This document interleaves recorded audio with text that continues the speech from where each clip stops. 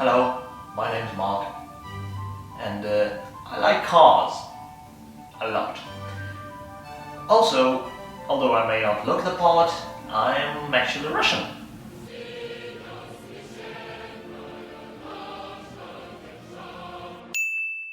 Not everything you hear on the internet about Russia is true, but what is true, however, is that we do have this sort of trust me, I'm an engineer approach to things.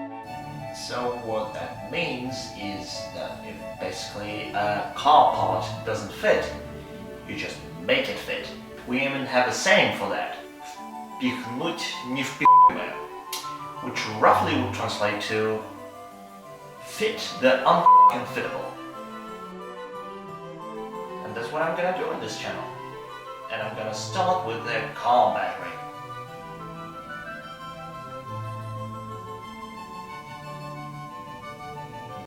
Okay, for the purpose of this video, I'm gonna be working on my 2012 Ford Focus, which I absolutely love.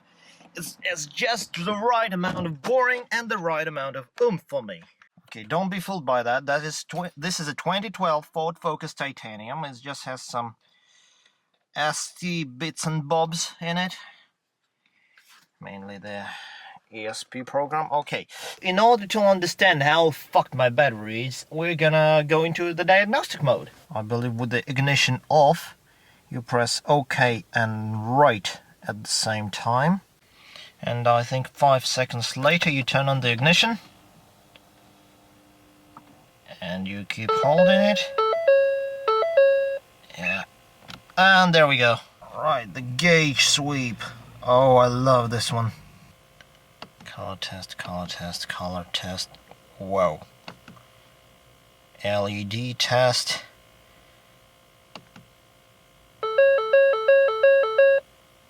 Yep.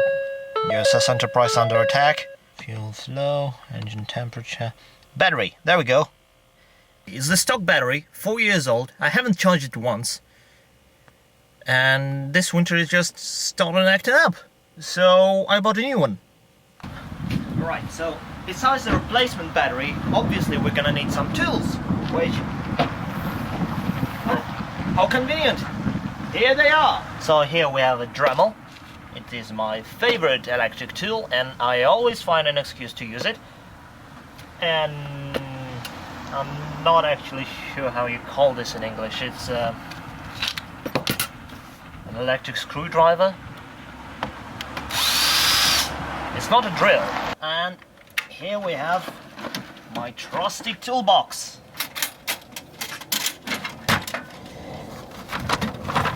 With a set of other bits that we might need.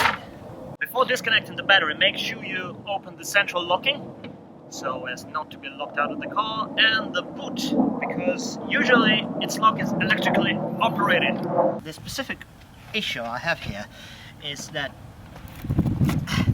this battery is 245 millimeters long and I think 175 millimeters wide and 175 millimeters tall. The replacement battery that I bought, however, is an Agm Battery, which stands for Absorbent Glass Matte, I think. Well, anyway, it is 242 millimeters long as well, 175 millimeters wide, but it is 190 millimeters tall, 15 millimeters more than what should fit here. So I'm gonna see what I can do about that. Look.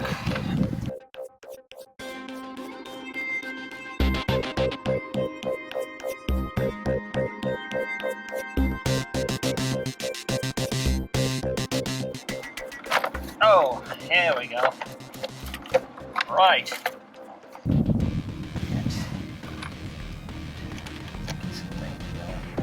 It's 9mm. Of course it is. Nope, 10mm.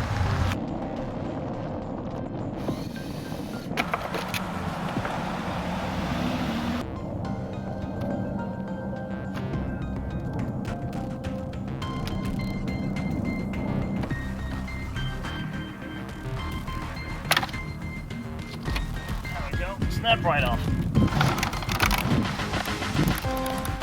Yeah, bracket removed.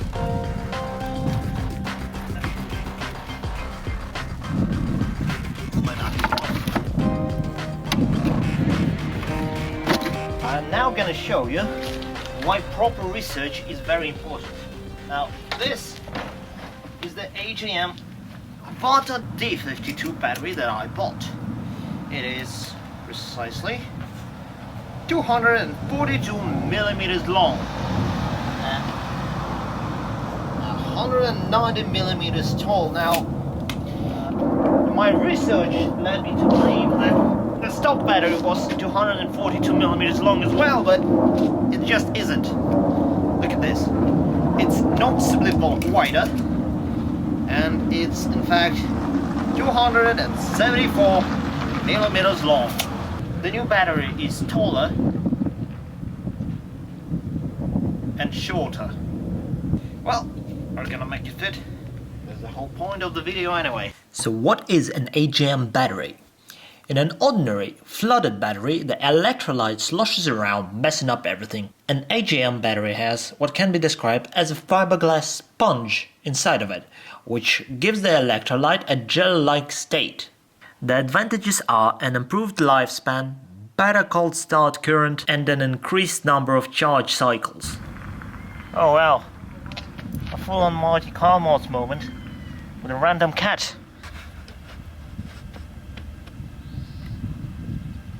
Random cat and random neighbor. Random all. It just so happens that I have some aluminium,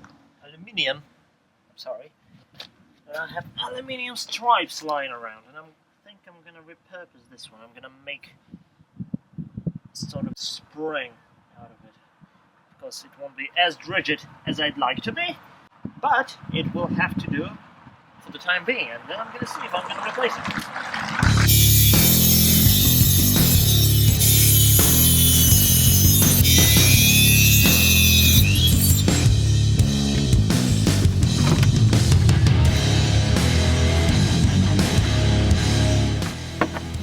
It in the back so that the negative terminal is closer to the outside, and hopefully makes it easier to jumpstart the thing if things go pear-shaped.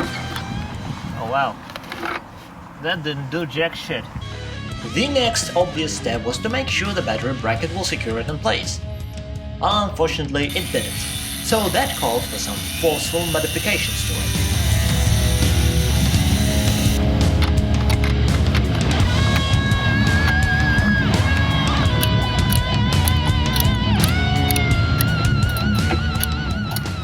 That did the trick.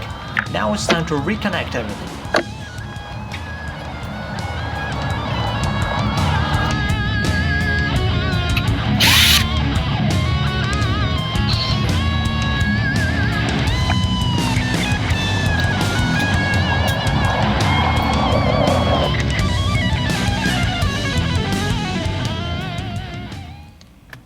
.4? What, seriously? Right, I'm gonna try and start it.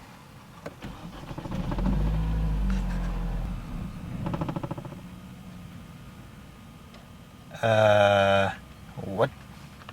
Silly me! I completely forgot to reinstall the mass airflow sensor. Oh, what an idiot am I.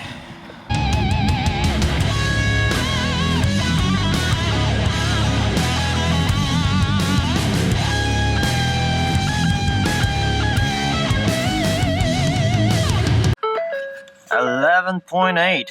That's better. That should be enough to start. Right.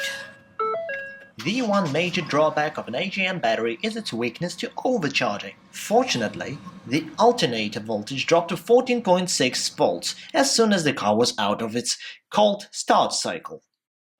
After changing your battery, you might find that your radio doesn't work.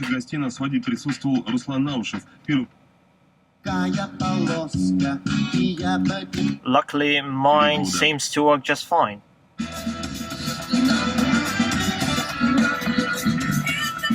Yep, it works just fine. Unfortunately, the battery cover doesn't fit anymore. Because I had to tighten these down more than usual, the main battery box's width has become narrower. So this doesn't snap on just like it used to. Oh well. No big deal. At least the battery fit. And that is what matters. I can already hear you screaming at that, scream that I'm doing it wrong. I probably diagnosed the battery wrong and didn't have to change it at all.